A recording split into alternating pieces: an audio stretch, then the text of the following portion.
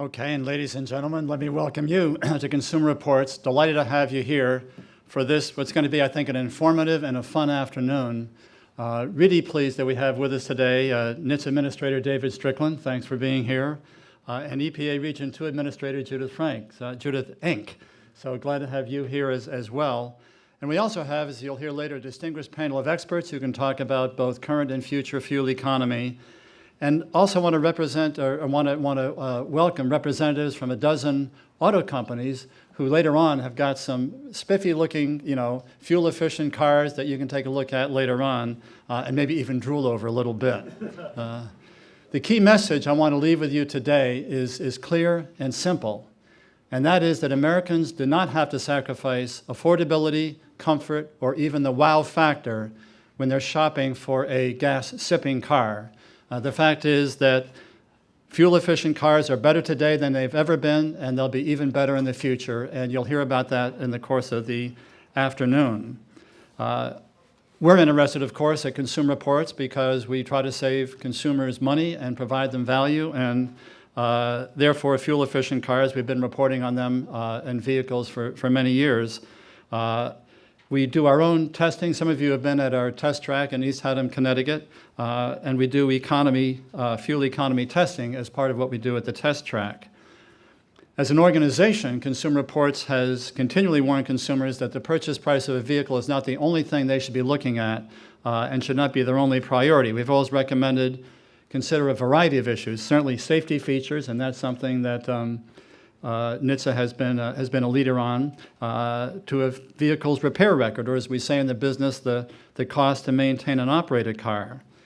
And the advice about this could not be more appropriate or timely than it is today when it comes to considering the cost of fuel when a consumer buys a car. In fact, as gas prices have roller coasted recently, consumers now often spend more each year on gasoline than they spend on car payments. That's why it's not surprising that consumers are paying more attention to fuel economy than they have in the past. And in fact, we recently completed a survey at Consumer Reports, where 2/3 of car buyers say that they expect their next model to have better fuel economy than their current one. So consumers are looking for fuel-efficient vehicles. As you know, at Consumer Reports, of course, we like to back up our words with data and information. And today we're releasing a report that goes into some detail about the consumer benefits of the new fuel economy standards, thank you very much, which are set to increase to 54.5 miles per gallon by 2025. That's more than double the economy standard for vehicles in 2008. And our representatives here, NHTSA and EPA and others, and the automakers represented here, had a great deal to do with getting the new standards in place. And it's going to mean that our pocketbooks and the air we breathe both will be better off. In the report, and there's information, you've got the report out there, increased fuel economy standards, it shows, do not jeopardize safety or consumer choice.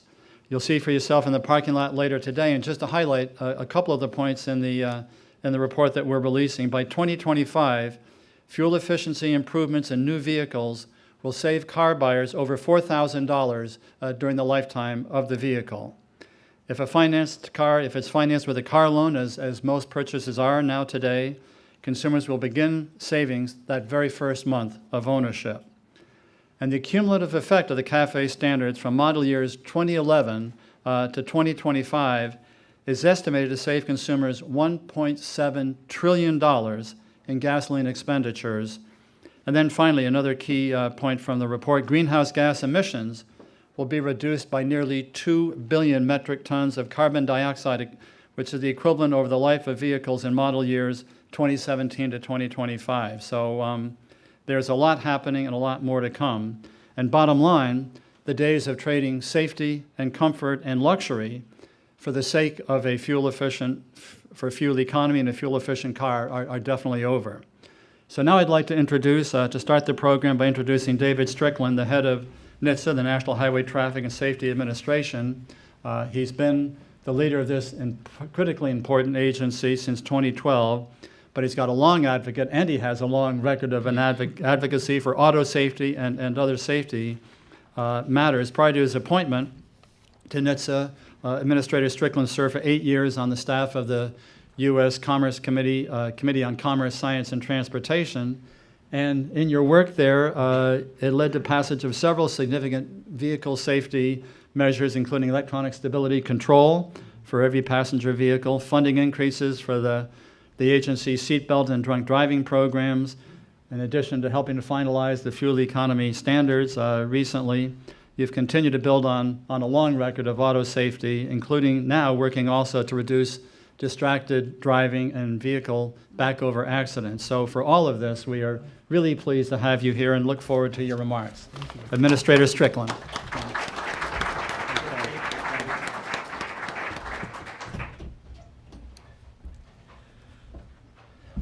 Jim, thank you so much for the kind introduction, and it's great to be here with Judith and our EPA partners. It's really, it's a rare opportunity to sort of to have an opportunity for a bit of a reunion and a celebration for one of the, frankly, the greatest accomplishments in transportation that we've seen in probably over 3 decades, probably getting closer to 4. The fuel economy standards really are a crucial link to our future.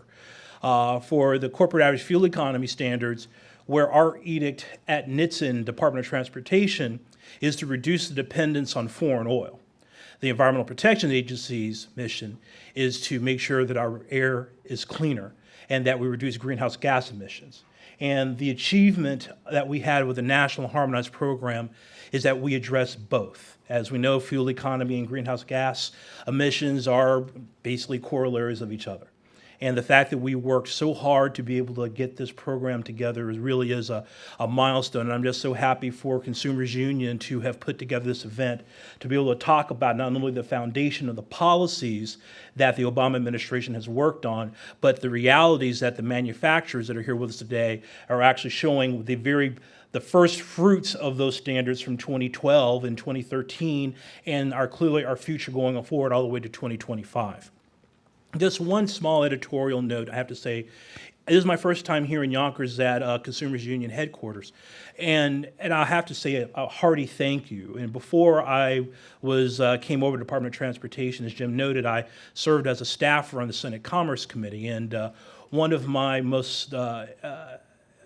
accomplishments that I'm most proud of, and frankly, probably the thing I'm probably the most proud of, was the first increase in fuel economy standards for the passenger fleet in over 32 years at the time in 2007. And frankly, one of the key partners in that effort was Consumers Union. They were the strong voice of the consumer talking about the want and the need of people wanting to have vehicles that were better on fuel but had no compromise. And I just wanted to say, now that I'm here in person, to say thank you, Jim, and your team for that fantastic hard work in 2007, which became the foundation of the Obama administration's work that we were able to get done. In 2011, President Obama announced the historic agreement of the fuel economy standards for 2012, 2016, and 2017 and 2025, more specifically, with 13 major motor vehicle manufacturers. And that was the other highlighted point I want to sort of underscore here, is that this is not policy making done in a vacuum. This is policy making done, frankly, with the technical input and exchange with the manufacturers to create regulatory stability and a stringent but achievable path forward, and achieves both our ability to be able to gain the benefits of fuel savings and for cleaner air. Now, the reason why we focus so hard on this is because the transportation fleet is responsible for 60% of the U.S. transportation petroleum consumption. So the numbers that Jim was talking to you about, the reason why we focus so hard on this area is because it is such a large part of the petroleum uses that we did every day. Now, our work with our partners at EPA and working with other stakeholders, including the manufacturers, the state of California, and other stakeholders and environmental groups, we work to finalize standards that are achievable, cost-effective, and preserves consumer choice. Now, we estimate the 2017 to 2025 proposal, when combined with other steps the administration has taken regarding to vehicle fuel efficiency, that it will save, as Jim noted, $1.7 trillion at the pump by 2025, 12 billion barrels of oil over the lifetime of these vehicles and reduce oil consumption by 2.2 million barrels per day. And also, as important, slashes 6 billion metric tons of greenhouse gas from our air. Now, as we go towards finalizing our work for 2022 to 2025, we have a midterm review, which we'll have to evaluate where the standards are in relation to the actual performance of the fleet. It's an important milestone step, but also, once again, grounded in strong policy. We want to make sure that we get this right, and I believe that the standards and the process that is set forward very much does this. Now, these standards are very challenging, but also want to recognize the fact that the automakers have told us that they expect to achieve these increases through electric technologies, such as start-stop systems, mild and strong hybrids, plug-ins, and full electric vehicles. But to note that our analysis at NHTSA projects that the automakers can meet these standards largely through advancements in internal combustion engines. We predict that the automakers will only need to produce about 1 to 3% of electric vehicles or plug-ins to meet the 2025 standards. As I mentioned, the key to it in these standards is safety and consumer choice. And with these standards, we compromised neither. One of the reasons why is that we use an attribute-based system known as footprint, which is frankly the four corners of the vehicle in terms of how you sort of pick the standard for that particular size vehicle. The choice and the reason for that particular attribute is one, to make sure that manufacturers don't choose to reduce weight or downsize vehicles, but find ways to use technology to achieve these increases. And very happy from our work through our mass size workshops and other reports back from the manufacturers that this attribute-based system has done just that, achieving these fuel economy goals, but at the same time, not compromising safety and not using downweighting as an ability to achieve these goals. Now, for us, safety is our number one priority at Department of Transportation and at NHTSA. But our fuel economy mission is very much a 1A. And the fact that we're standing before you today to celebrate these standards, to see, dozens of beautiful new vehicles out in the back parking lot to show that this isn't just policy in the ivory tower, but this is reality and this is a future that is a cleaner and safer one. It really is an opportunity at a time to take account of our achievements and look forward to what we can achieve together as a country in this particular space. Again, thank you so much. And again, Judith, thank you so much for Gina McCarthy and the team at EPA for collaborating on one national harmonized standard. It really is a great day to celebrate, and I want to thank Consumers Union for giving us the opportunity to do just that. Thank you so much.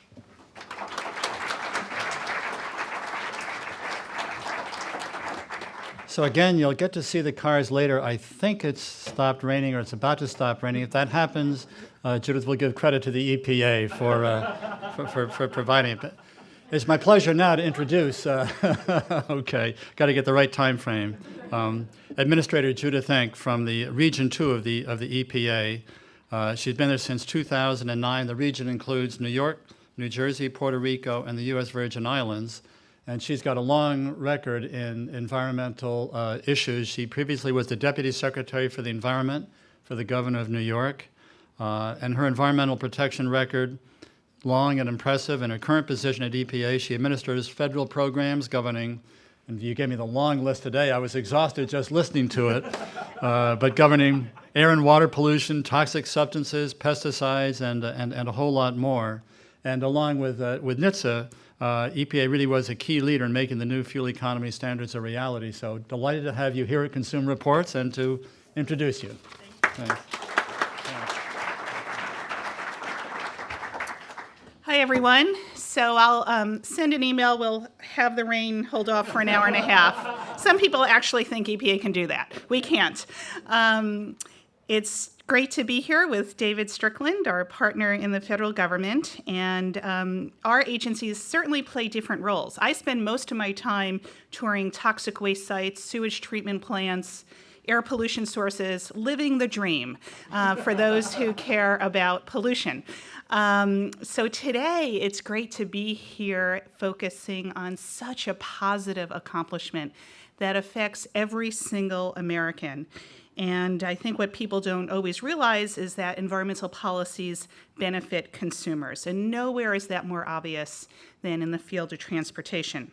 I'm going to talk about three quick things today. that EPA has done with NHTSA. First, redesigning the stickers for new cars, consumers are informed, the fuel economy standards, and then some proposed stronger emissions standards. EPA is providing consumers with a lot of new information. We've also changed the way we do some of our work to make sure that it's current with how people drive today. People drive faster than they used to. I'm very sorry. Not me. They use more air conditioning, ironically, due to climate change. And so we need to factor those things into our standards. Our goal is to drive the best fuel economy standards that we possibly can. So a little bit on the label. Back in 2011, I actually did a news conference with NHTSA and your own Chris Meyer when our two agencies rolled out the new labels, which you know the old labels with annual fuel cost and how much money you'll save over time. I think the new label is very clear, concise, easy to read. It gives each vehicle a smog rating on a simple scale of 1 to 10 with a little bar on it. And for the very first time, it rates for fuel economy and greenhouse gas emissions. So last summer, my husband and I went looking for a car, the poor salesman, because we told him that we wanted something that was fuel efficient and good for the environment. So I'm not going to name any names. So he brought us over to this tiny little car, and I looked at the new label, and I gasped. And I said, look at this greenhouse gas rating. We can't possibly buy this. And I really gave the salesperson a hard time. And he didn't want to deal with us anymore. We did ultimately buy a used hybrid. And it was just really fun to have this real life experience. I love that label. It's so clear. Anyone if in a hurry can look at what the greenhouse gas emissions are of a vehicle. And consumers care about that because of high prices, concern about the source of oil. And I think what's different today than in the 70s when this issue first really hit our radar was the growing body of scientific evidence about the risks posed by climate change. In 2011, greenhouse gas emissions from transportation made up about 28% of total greenhouse gas emissions. So transportation is second behind power plant emissions. Since 2005, when fuel economy began to improve in some vehicles, there's been a decrease in greenhouse gas emissions from vehicles. So there's no question when you tighten fuel efficiency standards, you get less greenhouse gas emissions. Now, this progress did not come easily, and I just want to touch a little bit about the history here. In the 1970s, automakers fought the federal government's first standards for vehicle efficiency. I think David was in elementary school, so they didn't have to contend with him. But if you go back and look at the record, one car company testified before Congress saying that there would be a complete shutdown of the auto industry if these fuel economy standards were put in place. The Chamber of Commerce said, and this is a direct quote, that entire industries might collapse. The vice president of engineering at a car company said that the new fuel efficiency economy standards would essentially outlaw sedans. Now, none of that happened. What did happen was that automakers used lighter materials, sleeker designs, more efficient engines to meet the new standards. And so as a result, passenger vehicle mileage rose from about 11.5 miles per gallon to 27.5 miles per gallon. Light truck mileage increased from 11.5 miles per gallon to 19.5 miles per gallon. That is a phenomenal improvement. And today, high energy prices and an increased awareness of climate change has once again have us tackling this issue. The second thing that the EPA has done was pass tougher new fuel economy standards that reduce greenhouse gas emissions. You may remember when President Obama took office, our fuel economy standards had not been updated since the mid-'80s. Now, I liked the mid-'80s, but remember, music came on records and those little dreadful cassette tapes. No one had cell phones. No one had email. It's sort of appealing. But that was the last time these standards were significantly updated. So in 2010, with the support of car companies and the Auto Workers Union, the Obama administration finalized the first ever greenhouse gas emission standards while updating the fuel efficiency standards for model year 2012 to 2016 cars. But we didn't stop there. In August 2012, EPA finalized a rule to increase fuel economy standards and reduce greenhouse gas emissions from cars and light-duty trucks from model year 2017 through 2025. And again, what I think is so interesting and what David alluded to, we had the support from the auto industry. The 13 major auto companies that produce 90% of the vehicles sold in this country today supported the rule. We also had support from the United Auto Workers and other groups. We had strong support from Consumer Reports for each stride that we've taken toward cleaner, more fuel-efficient vehicles. Together, these standards will save drivers money, help clean up the air, and reduce altogether 6 billion metric tons of greenhouse gas pollution over the life of the program. So what that means is these cars will release half as much greenhouse gas emissions as cars currently on the road, half. When President Obama called this rule the single most important step we've ever taken as a nation to reduce our dependence on foreign oil, and he is right.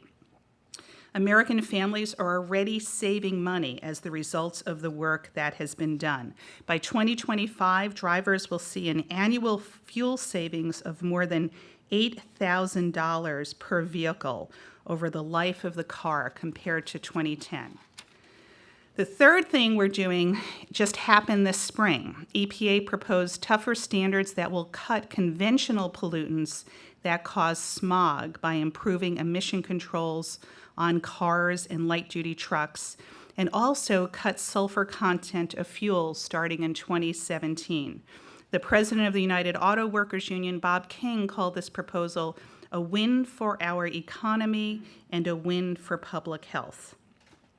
I think the cars at this event are a real look into the future. There's a race between automakers who can find the next big advance in fuel economy. And remember, it wasn't that long ago that hybrid cars were a novelty. Now they're very, very common. But I actually go to work every day on one of the great engineering marvels of the past century, the New York City subway system. And I want to say that while these advances are crucial, we also need to invest in mass transit. No car has a smaller carbon footprint than a subway car full of commuters. So clean cars are certainly a key part of the solution, but we need a complete strategy. Fuel-efficient cars, mass transit, walkable and bikeable communities, investment in clean energy and energy conservation to meet the daunting challenges of climate change. Climate change is the greatest environmental and economic challenge of our time. The evidence of climate change is all around us. 2012 was the hottest year on record. The 12 hottest years on record have come in the past 15 years. 8 of the top 10 years for extreme one-day precipitation events have occurred since 1990. And those of us in New York and New Jersey certainly saw the evidence of extreme weather when we experienced Hurricane Sandy. The federal government has provided $60 billion to New York and New Jersey to rebuild after Sandy, and that is only one storm. Now, we can't say that Sandy was definitively caused by climate change, but we do know that the warmer weather makes tropical storms more intense. That is certainly true. So when people say we can't afford to invest in clean transportation and mass transit, we need to remember that the federal government paid out $60 billion just for Sandy. One storm, 2 states. We can't afford not to take action on climate change. Innovation is the key to meeting this challenge, and we'll see that innovation on display this afternoon. I want to close with an important thank you. Consumer Reports and Consumers Union have played a vital leadership role in promoting cleaner cars and protecting our shared environment. You've been longtime advocates for decades, recognizing the benefits of cleaner, safer, more efficient cars. Your own Shannon Barker Brandstetter, Consumer Union Policy Counsel, testified in April supporting EPA's new proposed Tier 3 emission and fuel standards. Consumer Reports is trusted, and what you say really matters to people. I know that people at Consumers Union understand the science behind climate change, but for those who are skeptical, I want to refer to a quote from a Canadian environmentalist, David Suzuki, on climate change. Mr. Suzuki said, "We're in a giant car heading toward a brick wall, and everyone's arguing over where they're going to sit." Thank you.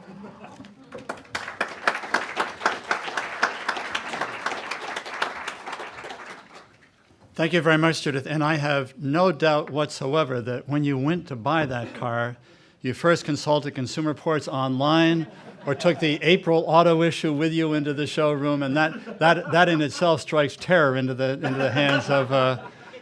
Yeah. Actually, let me give you a matching quote, I really appreciate what your two agencies have done, and it brings to mind to me a quote from John Gardner. All of you are too young, or almost all of you are too young to remember John Gardner, who started Common Cause, started Independent Sector. Before that was the head of what is now the Agency of Health and Human Services. And I remember when he came into the job, he said, "What we have before us are breathtaking opportunities disguised as insoluble problems." But what I really like is you have taken advantage of the breathtaking opportunities and you are solving problems. And speaking for the consumers of the country, we greatly appreciate what you and your agencies are doing. And now I'd like to turn the program over to a panel discussion on fuel efficiency, many roads to success. And Rick Paul, who's the automotive editor of Consumer Reports, will moderate the panel for a really, I think, dynamic and interesting discussion about trends in fuel-saving technologies, both now and in the future. So over to you, Rick, and the panel. And again, thanks very much to the two of you. See if we can get down here without knocking too many things over.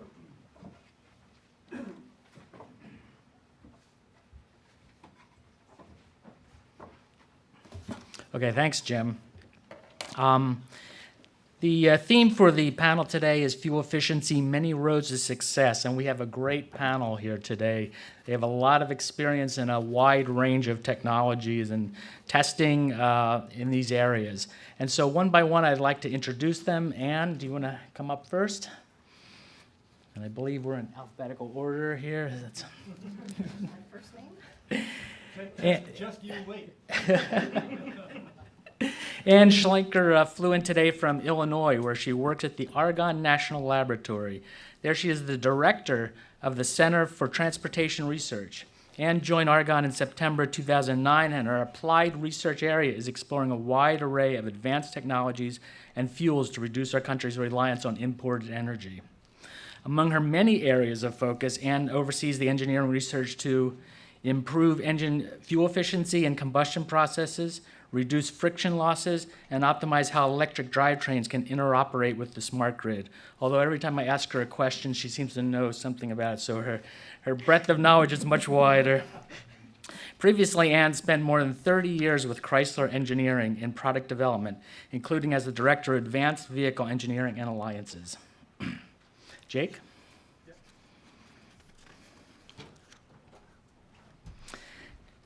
Jake Fisher is the director of Consumer Reports' 327-acre auto test center in East Haddam, Connecticut.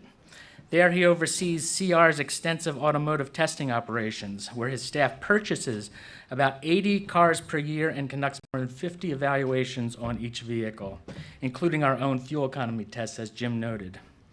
Jake has been with Consumer Reports since 1999.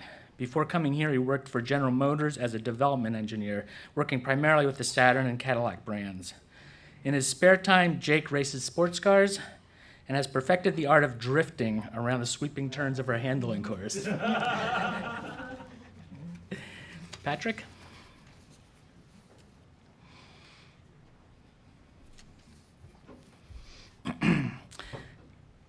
Patrick Bolton is a senior project manager for the New York State Energy Research and Development Authority, or NYSERDA. He works in clean energy research and market development for the transportation program. Patrick developed and manages programs related to alternative fuel vehicles, vehicle electrification and infrastructure, diesel emission reduction technologies, biofuel distribution, and other programs that will reduce New York's dependence on petroleum for transportation and reduce environmental impacts. Before joining NYSERDA in 2002, he held positions in the private sector in engineering design and process control for manufacturing. Stephen.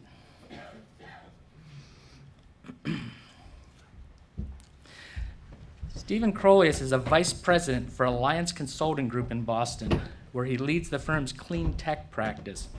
Stephen recently rejoined Alliance after spending 6 years with the Clinton Climate Initiative. There he served as the Transportation Program Director, focusing on reducing the carbon intensity of transportation fuels and propulsion systems. The CCI's program was an early proponent of electric vehicles and contributed significantly to the fast starts of EVs in Los Angeles, London, and Hong Kong. The work of Stephen and his colleagues was the subject of a recent cover story in the Atlantic Monthly, with a subhead that read, "How Bill Clinton, Ira Magaziner, and a team of management consultants are creating new markets, reinventing philanthropy, and trying to save the world." So to kick things off, I wanted to ask a broad question, and each of you can take it whatever direction you want. But Anne mentioned to me in a conversation the other day that meeting the 2025 CAFE standards will require an unprecedented rate of change, requiring us to have, quote unquote, all hands on deck. What are some areas in your work that have you the most excited and that provide the most potential for the future? You can want to go? Perfect. So at Argonne National Laboratory, within the Center for Transportation Research, we are doing that portfolio approach to transportation research, trying to improve energy efficiency and also to look at diversity of energy sources. So when we look forward, as we heard from NHTSA in particular, that even though electric drivetrain is not the dominant technology that's envisioned for 2025, certainly our progress and our pathway towards electric drive, whether that be mild hybrids in the start-stop kind of envisioned technology, all the way up to the full hybrids, the plug-in hybrids, and all of the different strategies within blended mode plug-in hybrids, and then ultimately to battery electric vehicles. We are doing accelerated technology on batteries as an example to try and improve the range such that we can have more energy and power density out of batteries to try and get to that 250 or 300 mile range from a battery pack that will still be affordable for consumers and be able to recharge quickly. So electric drive, in all of the different flavors, electric drive is an exciting research space for us. But in addition, conventional technology, the gasoline and the diesel, both for incremental improvements and some game-changing improvements that are still possible on those technologies. As we look at a systems approach with engines and transmissions mated together very well in an integrated system for speed matching, there's big opportunities there. And in addition, low temperature combustion. And that has many flavors of research, whether it be dual fuel approaches for gasoline and diesel. When we think about a diesel engine, we love the durability of a diesel engine. We certainly love the fuel efficiency that we get out of that engine. And there are a couple of disadvantages that we have to overcome on particulate matter or on NOx. Gasoline engines, we know and love. Most of us are driving them today. And with that, certainly the emissions after treatment is far easier on that side, but the efficiency is not as good as a diesel. So whether it be the national labs, academia, suppliers, the OEMs, there's a lot of research happening right now to mate those two technologies together. Diesel fuel, or diesel engine and gasoline engine technologies mated together with a marriage. Everything from dual fuel, two fuels on board, gasoline and diesel, or conversely, a diesel engine that actually runs on a gasoline brand. So think of 84, 87 RON octane gasoline with a little cetane enhancer. And we're seeing in the laboratory 20+% improvements in fuel economy, and with that, still very low NOx and PM. So that's been running for 18 months, almost 2 years now on that front. We're looking at all the speed load ranges on that. So not ready for prime time yet, but that's the kind of leapfrog technology that we can still get out of the old, if you will, ICE engines. Jake, you want to go? Sure. Well, in my perspective, obviously I have the opportunity to drive all these vehicles and really see them from the consumer standpoint. And it's really exciting to see these vehicles now that there aren't the compromises. I mean, to the story of, I'm looking for a fuel-efficient vehicle, and they put you in this little tiny car. It's no longer that at all. We're seeing large, luxurious vehicles with all the trimmings that are getting 38 miles per gallon in mixed driving in our testing. I mean, that's absolutely incredible. They don't have compromise. They're quick, they're efficient, they're quiet. And beyond the luxury cars, just the normal internal combustion engines, they are delivering phenomenal fuel efficiency. The Mazda 6 that we recently tested, 32 miles per gallon overall, which is something that we never really saw outside of subcompacts before. Without compromise, still being quick, fun to drive, all the features that people are looking for. And each time, we get surprised, and when we're surprised, it's really nice. I'm sure you've all heard about our findings about the Tesla Model S. For anyone who thought an electric car is only going 70 miles and that you have to compromise, it has to be small, now here's a vehicle that has the performance of basically anything that you throw at it, it does better. So really going forward, it's very exciting to see what these cars are capable of without giving that compromise and just really changing what you think about a fuel-efficient vehicle. I think from NYSERDA's perspective, we're very excited about some of the potential economic opportunities that are ahead of us in being able to meet these CAFE standards. NYSERDA in New York is kind of unique in the fact that we actually have grant funding available to do research and development in the transportation sector. We have approximately $6 million a year in transportation-related research grants that we issue to academia, private companies, fleets, inventors, to develop a lot of these technologies that will be necessary to meet the CAFE standards going forward. As an example of some of the economic development that we've seen is what we call New York BEST, or the Battery Electric Storage Technology Consortium. This consortium is made up of private industry, academia, and many other entities that come together to explore and advance battery technologies, sharing information, sharing research dollars, and working together to improve battery efficiency and improve battery technologies. So we're very excited about a lot of the potential economic opportunities from these new standards.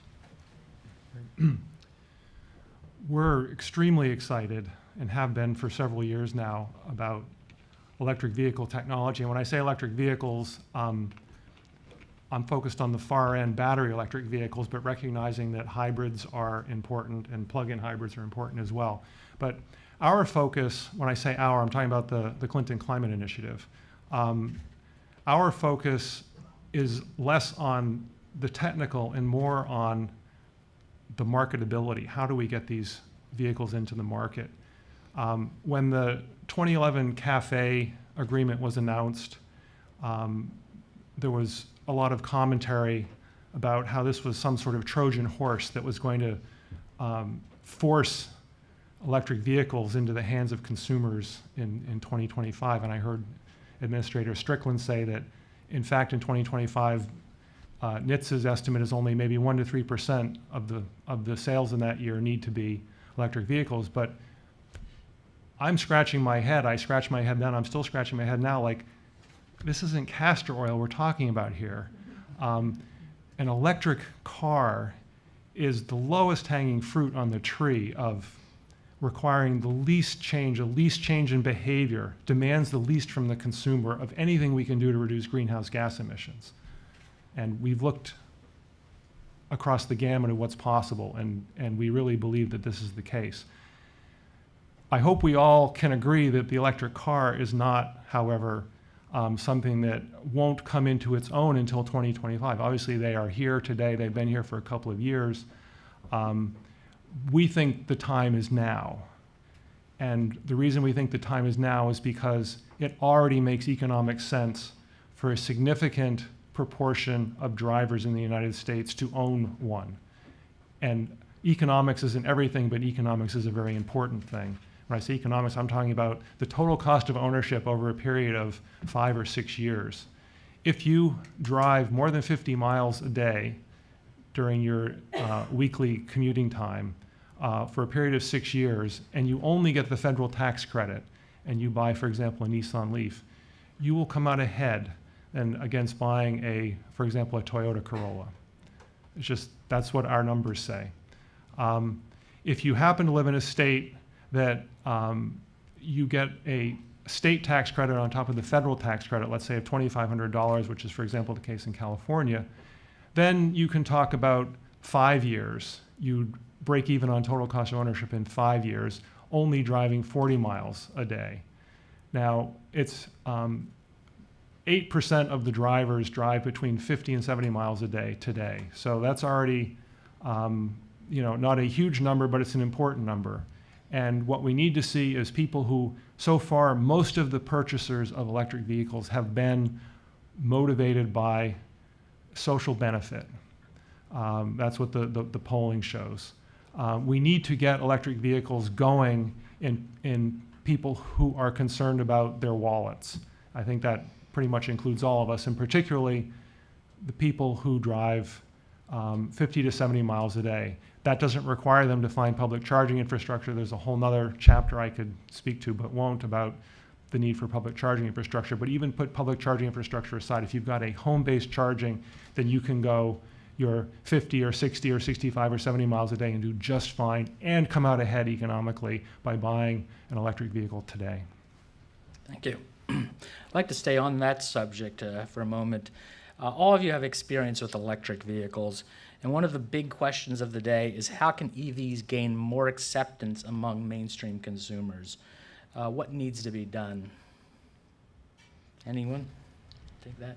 Well, I could take that. I mean, talking about the 50 to 70 mile a day person, that person, if they need to have an errand on the way back, or they need to turn the wipers on or the heat, they're sweating, and they're nervous. So for the vehicles that do have a range around 70 miles, like the current fleet that we see in in the testing that we've seen, it has to be extended to increase that piece. Because you do look at the exact dollars and cents of it, and it absolutely does make sense. But from a consumer standpoint, they often look at what might I need. This is why we have a lot of people, having pickup trucks, and they need to tow, and they need to, what if I need to go up a rock hill? I mean, we test that too. But, when we see a vehicle like the Tesla, and obviously that is not an affordable vehicle, that is a vehicle that I can do my 70-mile commute and not break out a sweat. So the technology needs to be there for that broader acceptance. In New York, we've taken a pretty, comprehensive approach. In his 2013 State of the State address, the governor announced his Charge New York plan, which is a comprehensive way of looking at expanding the number of electric vehicles on the road in New York. The initiative includes doing early stage demonstration projects for electric vehicle supply equipment around the state. NYSERDA already has grants in place for 900 charging stations to be deployed, public charging stations to be deployed around the state. These are going to be located at a host of various locations, multi-dwelling units, hotels, retail centers, parking garages, monthly parking garages, public. We're putting them in essentially all sorts and types of different locations and types of applications. We're collecting data on those units for a period of 4 years, and we're going to publish that data and make it available to show what the business cases are for the various types of EVSE applications around the state. We have been in partnership, working in partnership with the Transportation Climate Initiative, which is an outgrowth of the RGGI program. That is made up of the 10 the New York State and the 10 other Northeast regional states and the District of Columbia, we're all working together to coordinate electric vehicle policy, planning, infrastructure development, and all the other remaining issues that remain in the way of wider electric vehicle deployment around the area. We've been hosting and completing outreach seminars for electrical contractors to train them on EVSE installations. We've been working on streamlining permitting processes at the local levels in the municipalities in New York. We've been working on training inspectors to streamline the process for inspectors to come out and inspect charging station installations, both in the home and public charging stations. As part of the governor's budget, we included an income tax credit of 50% of the cost, up to $5,000, for the installation of vehicle charging stations around the state. And we also are beginning the stages of doing outreach and education to the general public. Initially, this will take the form of a website that we will have, and what we hope to be a one-stop shopping for all consumers, fleets, anybody that's interested in the subject, that they can go to and find out what programs are available in New York State, learn about various technologies, and have their questions answered. And the site would also have links to other sites like the OEM manufacturer sites and things like that to provide a lot of this information. So in New York, we're trying to take a very comprehensive approach to remove the barriers for consumers to be able to make that choice and answer their questions and streamline the process, remove the barriers to increase the number of these vehicles in New York State. Ann? So relative to electric drive, I'll echo some of Jake's comments here. We know that about 67% of the U.S. population drives less than 40 miles a day. So with that, when you talk about a range on these electric vehicles that are out there today, very good products that are centered around that 74, 76 miles for all electric range, that 40 number that you normally drive fits nicely in there. So it would be the right vehicle for many consumers here in the U.S. However, there certainly are occasions when people need a different choice, longer drive. The electric vehicle can't be a supplemental vehicle into most people's budget. So rather, if consumers are open to the rental prospect, when I need a minivan, when I need a truck, the 2 or 3 times a year to supplement their base commute need or their base family need with an electric vehicle, that's certainly a viable option. As was just being talked about, some of the charging infrastructure is another key point. Although we know that most people charge at home if they have residential charging available to them with a single-family house and a garage, then that is the prime way people are going to charge. However, there is workplace charging, which is the second primary path for people to charge their electric vehicles and plug-in hybrid vehicles on that front. We also know that decreasing the charge time is important to people. They're used to 11 gallon a minute fill up at the gas station. In 2 or 3 minutes, you're in and out, except for buying the milk and the bread. So with that, I need to be able to charge quickly. And it might mean 80% fill back on my battery within 10 or 15 minutes. So that's a DC fast charging opportunity that's just coming into the marketplace there. And that would allow any of these concerns with an unexpected trip that I might have had to make if that is available out in the public space. So we'll see more of those coming up in the next year or so. There's only about 200 of the units out there in really demonstration field opportunities right now with the Department of Energy and other partners, but that will be another business mode that will come up also. Okay. Stephen, did you? Yeah, and that's a great setup for my other topic I alluded to in my previous remarks. We have a project, and again, when I'm saying we, I have my Clinton hat on. We have a project in the works that's specifically aimed at that out-of-home, away-from-home base charging service that needs to be provided. Very briefly, the idea is to demonstrate an at-scale fast charging facility When I say at scale, I mean something that is going in the direction of a 21st century gas station. We all, those of us who drive, we're used to showing up at a gas station that now has 20, 30 pumps. We don't worry that when we get there, all the pumps are going to be occupied and we're going to have to wait forever. So in our demonstration facility, we'll have something maybe 12 fast charging heads, not 20 or 30, but give us time. It's a demonstration. If you build a facility at that scale, then you streamline and optimize your capital profile.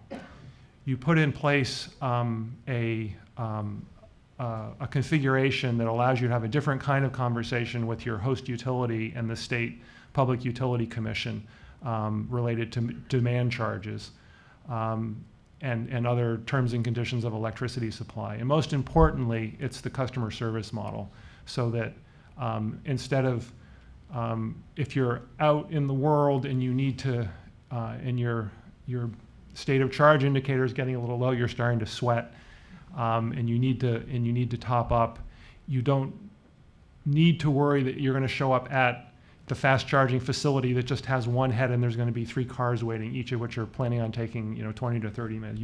That's a killer. No one is going to do that more than once. With this facility, the idea is to make it like a gas station experience with appropriate amenities so that, for example, Wi-Fi. So you can sit in your car and get online and do whatever you need to do. So that project is in the works, and we hope maybe in about a year's time we'll have something up and operating, and then sharing the data with the industry so that people can evaluate its merits and its viability for themselves. Thanks. I'd definitely like to come back to this topic, but our time is flying by too quickly, and so I'd like to invite Administrators Strickland and Enck back up and open it up to questions from the audience.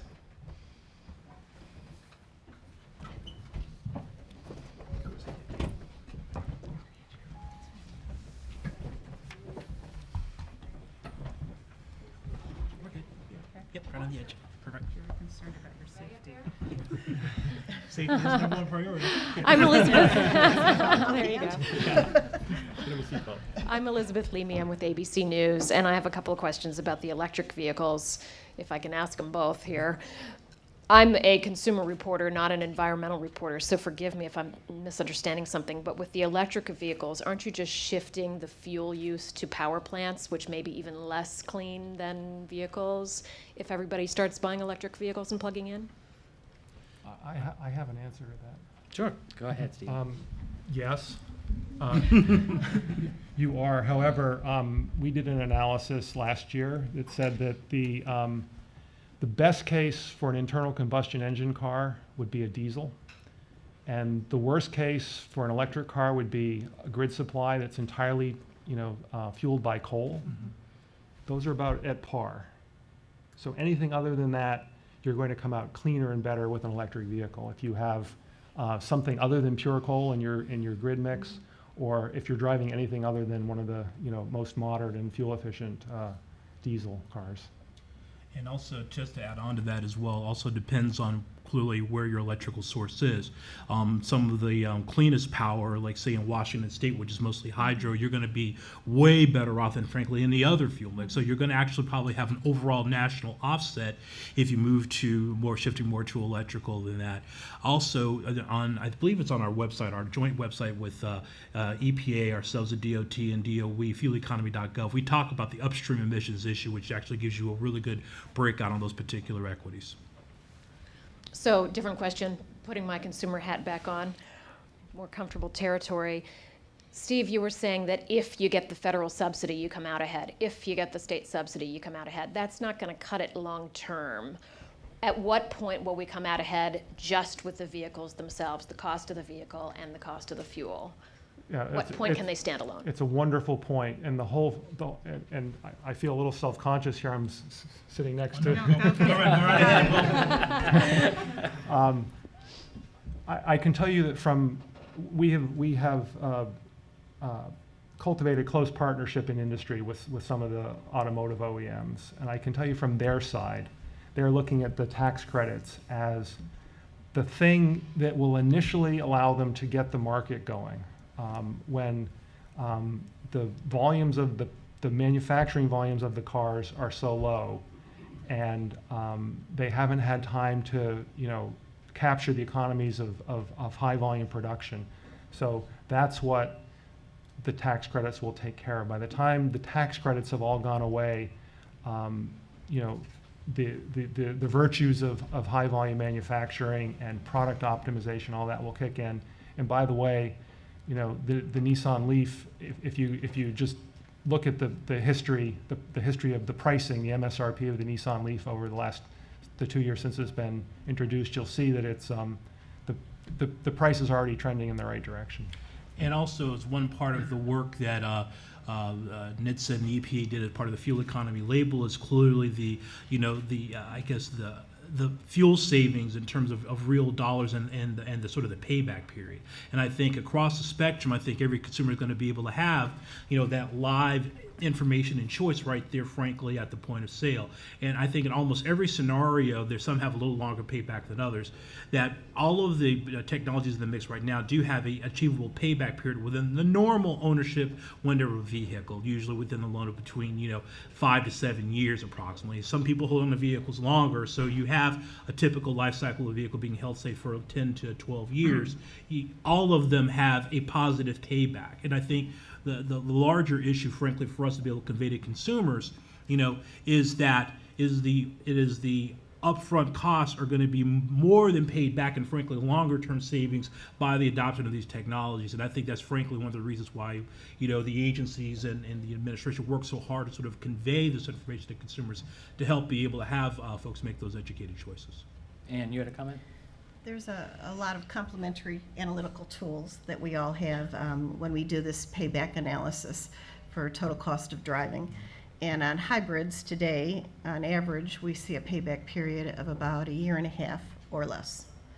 So with that, you would think that would go mainstream very quickly, right? It's still more expensive up front, but to pay back in fuel savings and other costs in 1.5 years, that's very attractive, I would suggest. On the battery electric vehicles, DOE has it forecasted about a 5-year payback right now. However, they realize that that's not where the end game is, and so rather the attempt is to get to a 3-year payback on battery electric vehicles, which means that DOE's research agenda and funding direction is really moving along that way for everything from lightweighting materials to electric motor cost reductions to battery cost reductions, trying to get to that extended range and at the same time get to a 3-year payback period. I just wanted to add, there's different types of electrics. We're kind of focusing on electrics that are the lower end of the market that are priced above the lower end of the market. When you look at a vehicle like Tesla, we've looked at that vehicle against its key competitors, like a Porsche Panamera, which we also have tested. They're the same price. The Tesla performs better, has more room inside, is more desirable. And we've seen with the numbers that the Tesla's actually outselling most of its competitors, even without the tax credit, dollar for dollar. So there are places in this market where you can go and start getting those volumes and perhaps get the volumes where now it goes into smaller vehicles and lesser priced vehicles. Any other questions? Yes. I'm Bob Lebensold from WVOX Radio. Is there a cost ratio between your fuel, what you're going to pay for gas at the pump, and your home electric bill if you're charging from your home? Is that a real saving? You're using a lot of electricity, I presume, on a daily basis, and we all know that that's fairly costly. That's just one question. Another one, as far as the rapid need to charge quickly, is it possible, or is it being done, that you just have like a small gas engine, a dedicated, like a lawnmower engine, that is charging your batteries as you go, uses very little fuel? Is that feasible? And the last question is, Jake, what do you drive? Your predecessor, flying in the face of all Consumer Reports, drove Jaguars. What do you drive? Well, I'll want the go answer? ahead. Answer your first, well, I could take them in order. First, absolutely, it's a savings. The amount you're paying for the electricity, even in areas, I mean, I live in Connecticut, and I'm paying 19 cents per kilowatt hour, which is very high. Even there, you're saving a lot of money. We report our in miles per gallon equivalent, which roughly kind of shows you what you would be paying in terms of miles per gallon. These electric cars, I mean, order of 100 miles per gallon. So you're really saving a lot of money even after paying for the electricity. As for the second question, yeah, there's vehicles on the market. I mean, honestly, the Chevy Volt uses a very similar idea. There's other vehicles that are coming online much like that. The Cadillac ELR coming forward also uses that same technology. Makes sense for a lot of people. You do get that electric range of maybe 35 miles, which covers the majority of people, but you're not sweating because you could use gasoline if you need to go further. And for the last question, That question was a dedicated motor that's just dedicated, I'm sorry. that's not driving the wheels? That's not driving the wheels at all, it's just charging the battery. Well, one vehicle that was on the market was that the Fisker did that, actually. There was actually no connection between the drive wheels and the engine. So that technology absolutely is available. In reality, now you're paying for 2 drivetrains, so there's some issues there. You don't have, you're an electric car and you're also a gasoline engine. So part of the issues with electric cars, as we talk about, there's a huge savings where I don't have to change the oil. I don't have spark plugs. I don't have an engine that has to go on. So you lose some of those true efficiencies. Bless you. And as for what I drive the test cars is kind of the easy answer. The true answer is I have 2 cars, but they're actually race cars. I have a Toyota MR2 that I race and a Nissan 240 SX. Not on the street. They have cages. They're very safe, though. That's very good to hear, Jake. I'm very happy to hear that. Yeah. And also, as a follow-up too, on sort of the question of Jake's answer to you about the cost savings of electricity versus gasoline. Also, the great thing you have about most of the electric vehicles, they actually have a demand pricing algorithm as well, so you can actually pick the time of day that you want your vehicle to charge, so that you're actually able to pick a time of the day or night that actually you get the very lowest rates, because electric utilities, what they love about electric vehicles is the ability to balance load. So when you have load available at 2 o'clock in the morning, for example, power is very, very cheap. And that's when I think a lot of these folks that have these vehicles are charging their vehicles. So even though Jake is only with 19 cents per kilowatt hour, you're probably charging like theoretically dark at night, and you're probably dropping to maybe 10 or even less than that. So if I can give a real-world experience on that in the Chicago or Detroit area with an electric vehicle, that if I buy electricity from the utility and on peak times, maybe it's 11 or 12 cents a kilowatt hour. However, if I do that off-peak hours and I have that rate plan established with the utility and I have a separate meter to make certain it's going to my car, then I can get to a 5 cent. And with that, then my electricity nets out to about $1.32 or $1.35 a gallon gasoline. So instead of the $4.80 I paid in Chicago yesterday, $1.32. Pretty attractive. Rick, we have some online. Okay, great.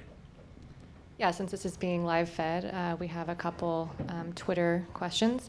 One is from A. Walker. Could you please comment on states that are pushing for a tax on efficient or hybrid vehicles? To actually tax the vehicles for purchase, or a tax or a tax credit? I believe they mean a tax. A tax. Yeah. The extra tax to make up for the loss in fuel taxes. Like a VMT. Like a vehicle tax or a yearly annual tax on hybrids in particular. Actually, I have to defer to my fine expert panelists. I'm not familiar with that. I'll bite. It's pretty simple. I mean, we do have to pay for our roads.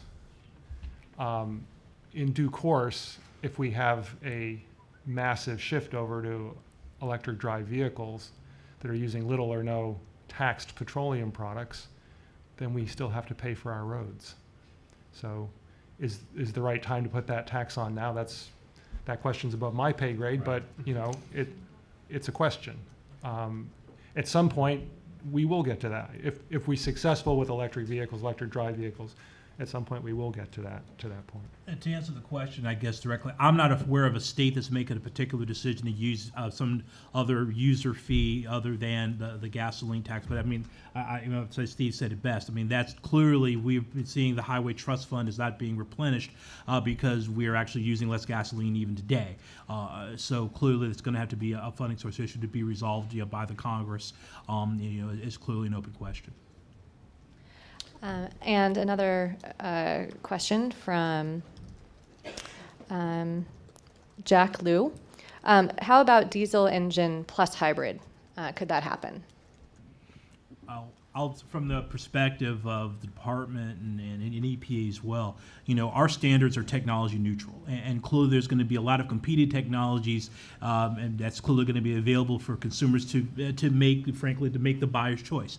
And I know that there's some manufacturers that are looking at a combination of a diesel power plant along with an actual engine. I believe Mercedes is looking. There's some others as well that are looking at that as a possibility. But there's lots of variations and stripes of these technologies, and I think that's one of the great things prospectively is that there's a lot of ways to sort of achieve the standard, and a lot of manufacturers are making, frankly, different technology bets and inputs on to achieve them, and that is one variation that could be seen.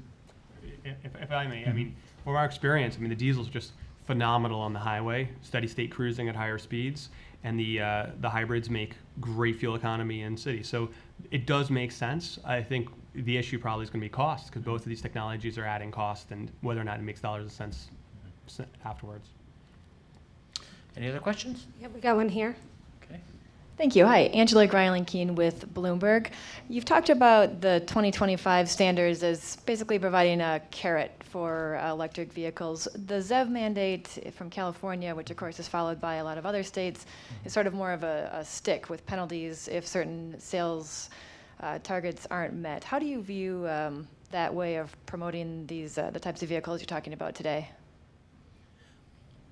Well, I mean, again, you know, from the federal perspective, the standards are technology neutral, and you know, and clearly the technology pipeline and our work in creating the standards jointly and in consultation with the manufacturers for their technical expertise, that having a sort of a realistic pipeline mix of electrics at a frankly low level. I think, you know, the point was made earlier that, as Steve made earlier too, that it's 3% at a conservative point in order for us to achieve the standards, but clearly it could be much more than that depending on the mix. And clearly the problems with electric vehicles, I think there's lots of people that believe it may be much higher than that, but you always have to make sure you have to have the more conservative case. You know, states can make the decision in terms of their own particular incentives and needs, but recognizing their particular emissions and air quality issues. The California ZEV mandate is a particular approach that California felt that it needed to have in order, because they have, I guess, the endangerment finding to take a page out of the EPA's book. That was a policy decision they chose to make. But from the federal perspective, we want to be as technology neutral as possible. Okay. Okay, anything else? Yes. The one over here. Herb Schuldiner of Wars Automotive Reports. On the question earlier, Governor Christie of New Jersey has made that proposal to slap a tax on EV owners to make up for the shortfall in fuel sales.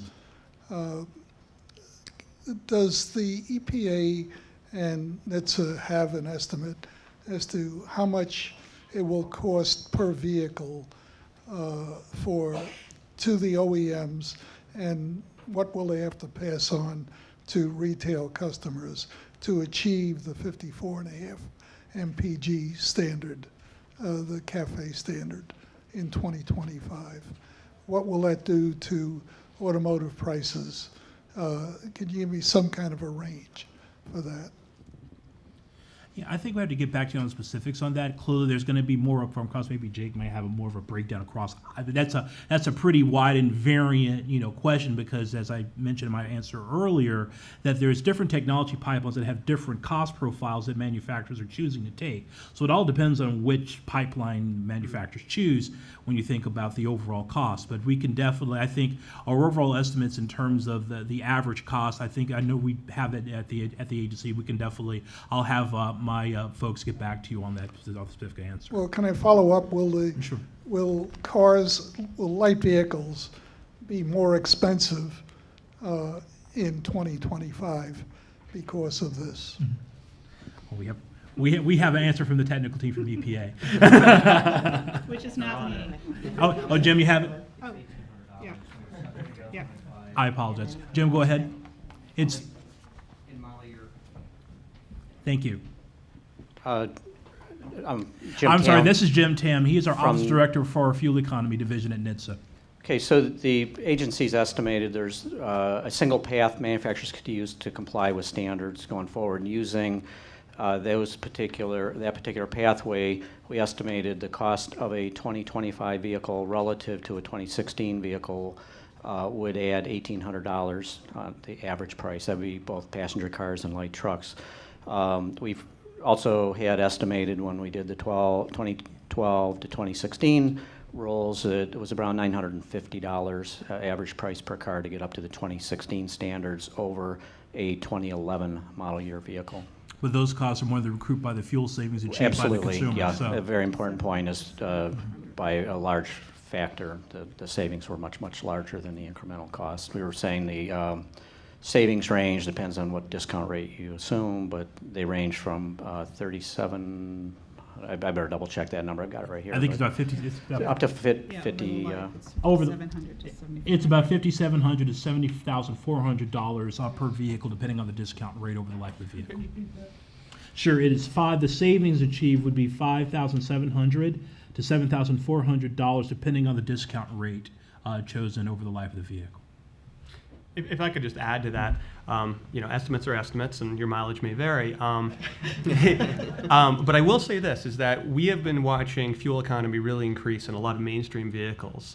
And we've seen with, say the Mazda 6, it's gone from 24 miles per gallon to 32. We've seen from the Honda Accord going from 24 miles per gallon to 30. These are vehicles that did not increase the price of the vehicles at all. So there definitely is a ability to increase the fuel efficiency on these vehicles with new technologies that don't affect the bottom line. So we'll see what happens. But one aspect, the Autolab broadcast interviews individuals from the UK every week. And quite candidly, we've learned that today, if you want to drive on a road in the UK, you have to have a cell phone and you're charged for traveling on the roads to pay for the question of road repairs. I've got one in the back. Okay. These are good questions. Here it comes. Sorry. This is for Jake. I'm Charles Mosley with Weston Magazine Group.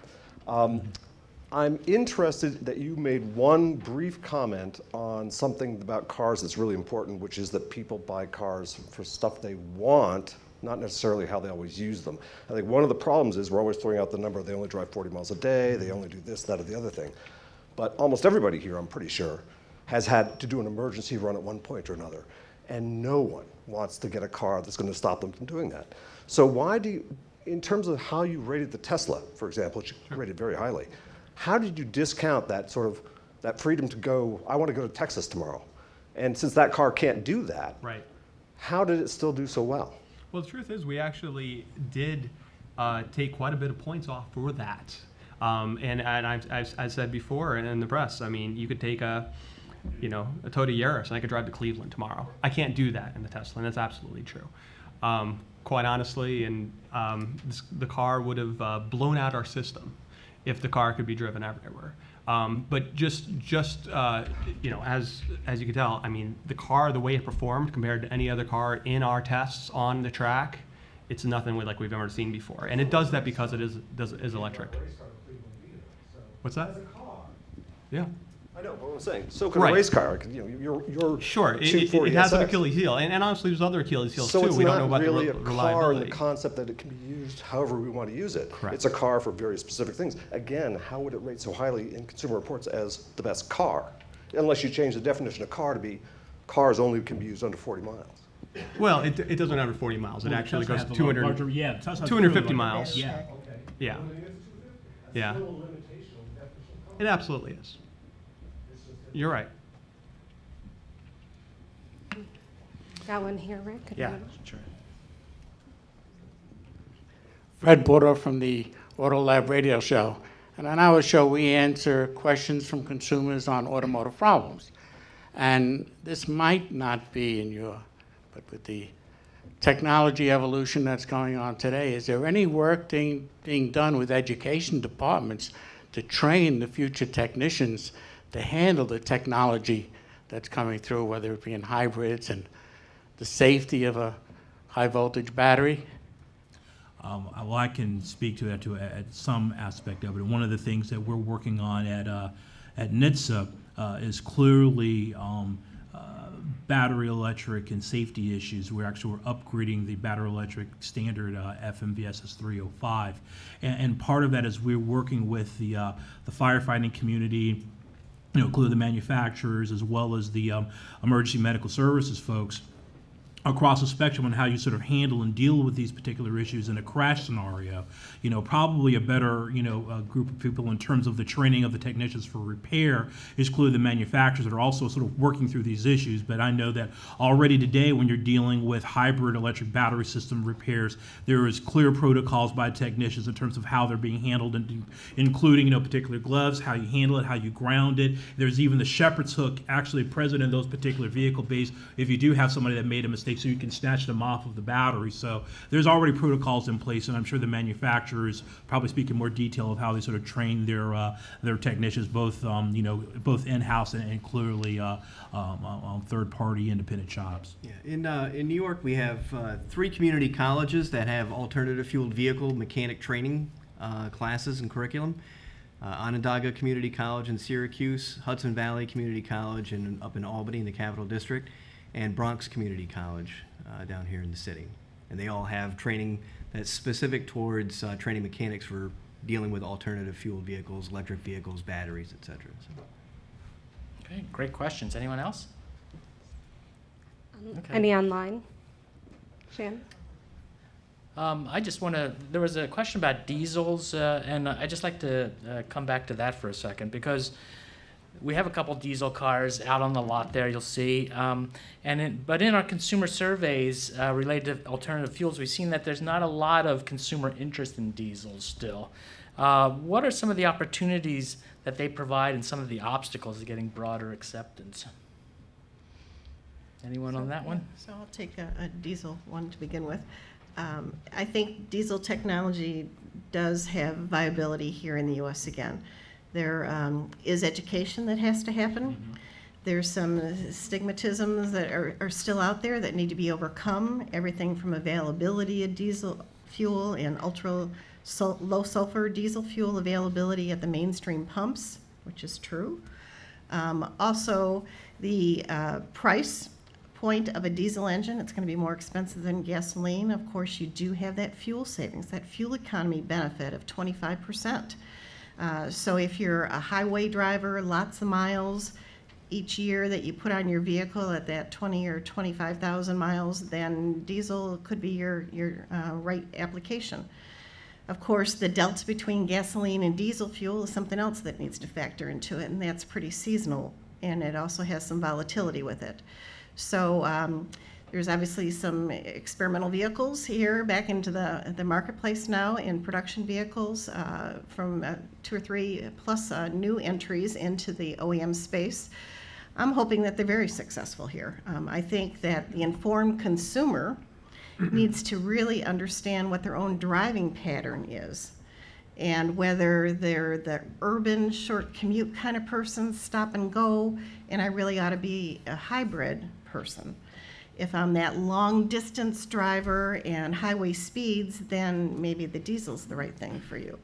So it's really an education portfolio that we have to do as well back for consumers, and I think we all have a role in that.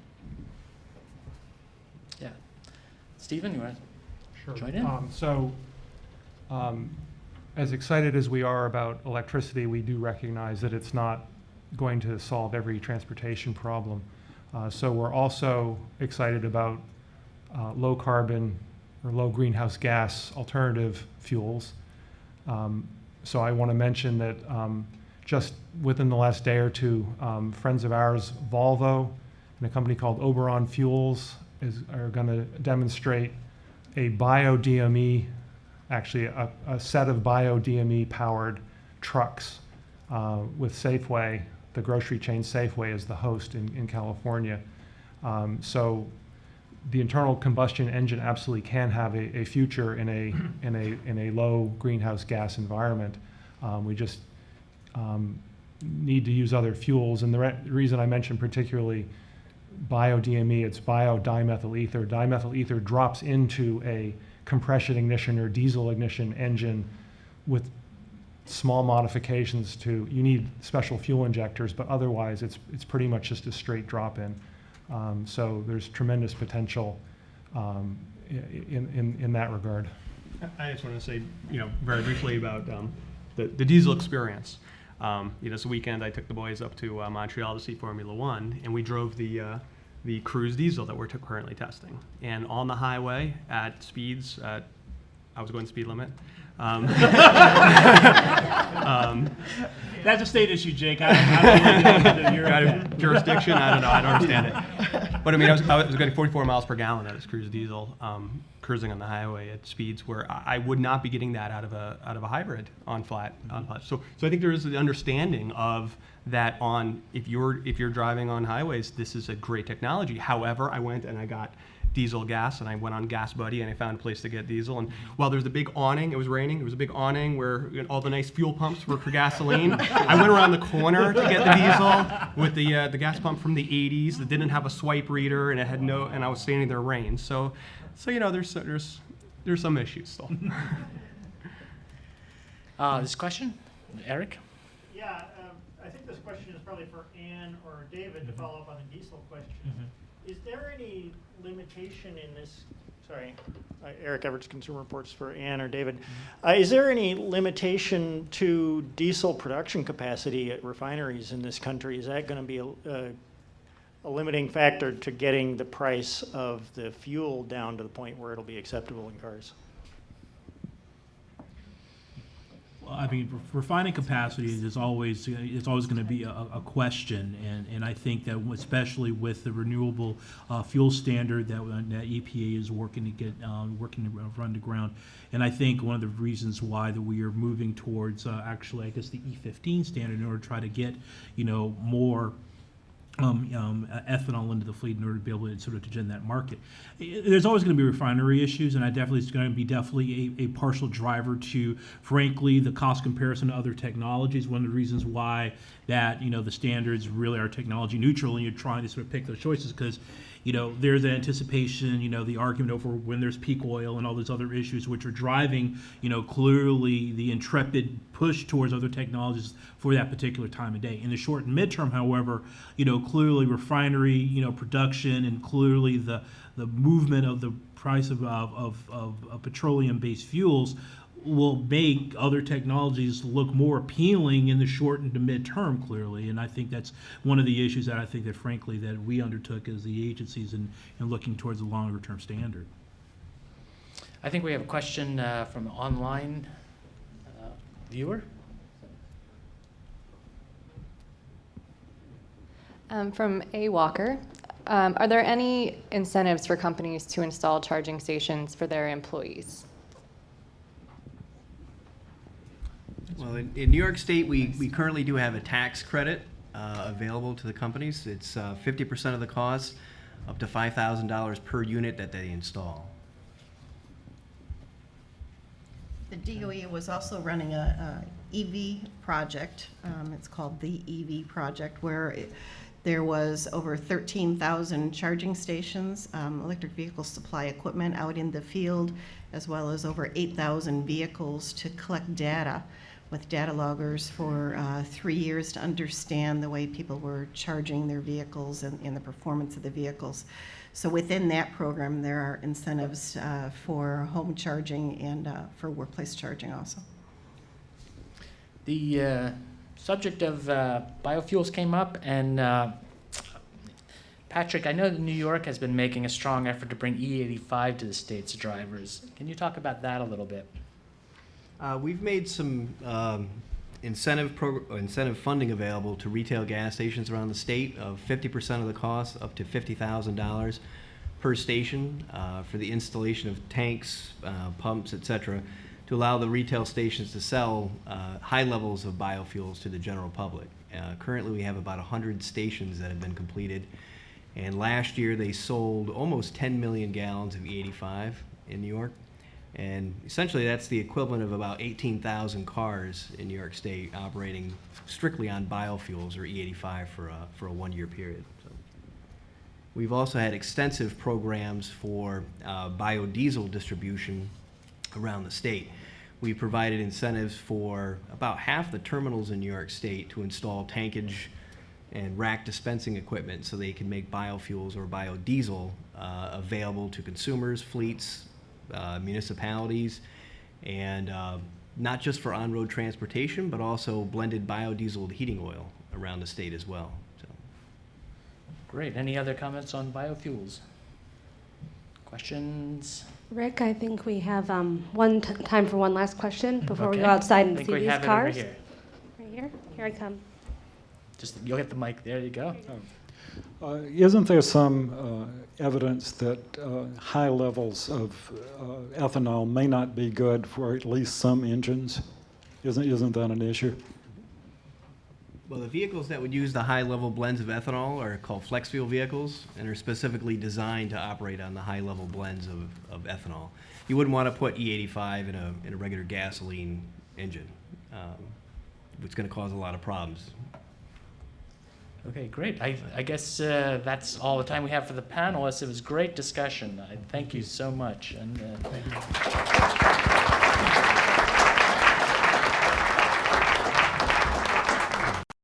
I believe now we're kind of opening it up to the cars here. Go down and see the hardware.